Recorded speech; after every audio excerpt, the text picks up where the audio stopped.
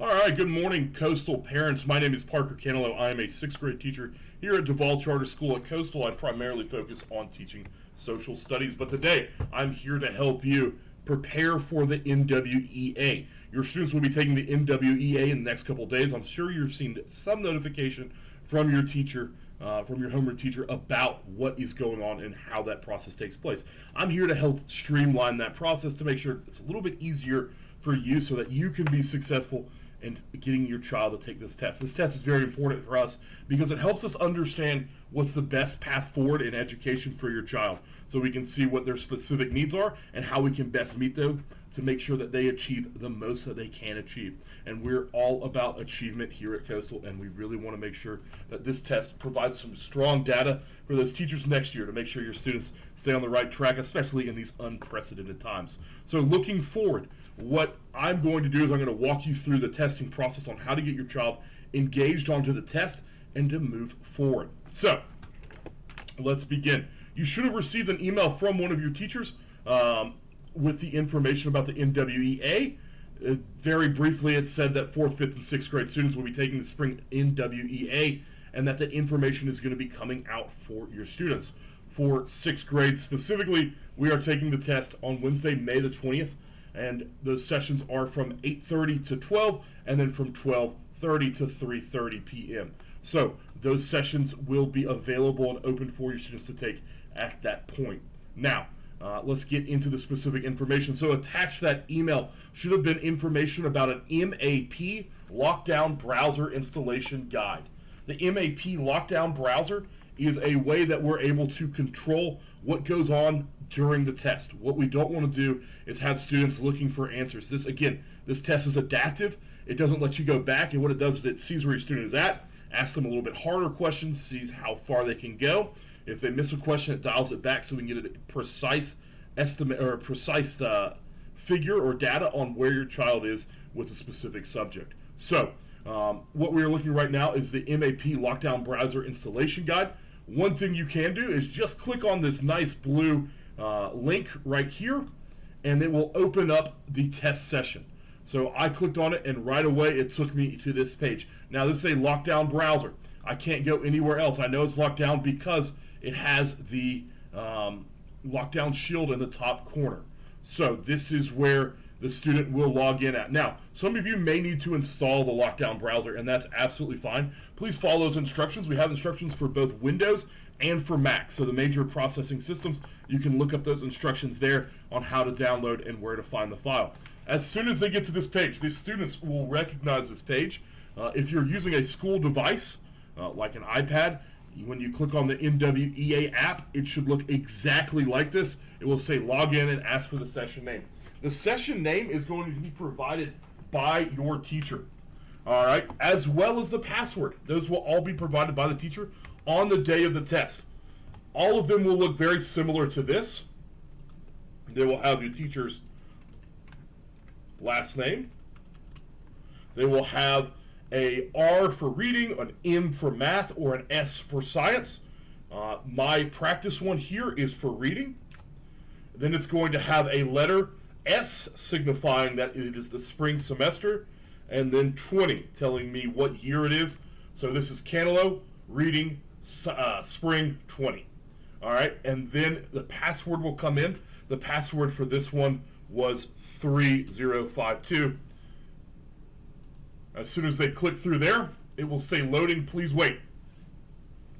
All right. Now, it's going to ask you to choose the child's name.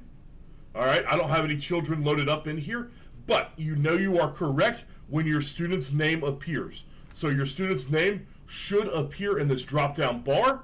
Once they've seen that, they will be able to take the test. Let's see if we can go ahead and have a student pop in there real quickly.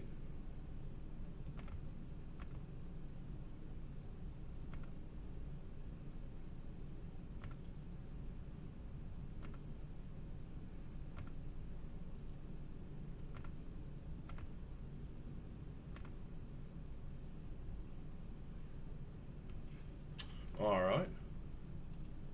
We're going to have to back out and do that again. So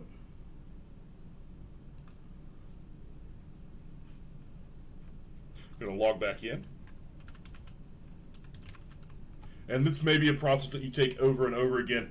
Sometimes the system will kick your child out. That's okay. It pauses the test on our end, and we're able to adjust and make sure that your child can join back into the test where they left off. However, when they're taking the test, we hope that they stay on the entire time. It's very important that there are very few distractions and that when they start the test, they complete the test. It should take about 45 minutes to an hour and 30 minutes, depending on the child and at what rate they take the test at. But it's very important that they stay focused and take their time and read all the questions before answering them. It's very, very important that we get some solid quality data from this test.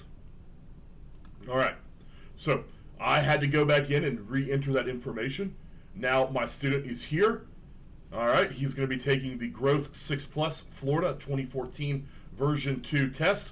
The test will automatically be entered in the bottom for your student. All right, it's then going to ask them if this information is correct. If it is correct, they hit yes and they proceed.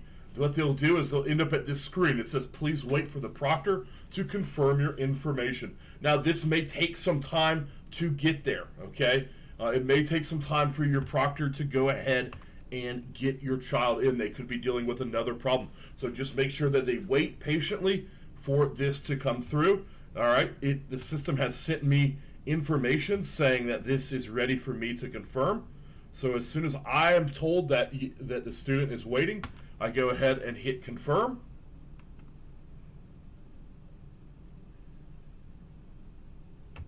And again, there may be a little bit of a wait in between the proctor and getting the student their information.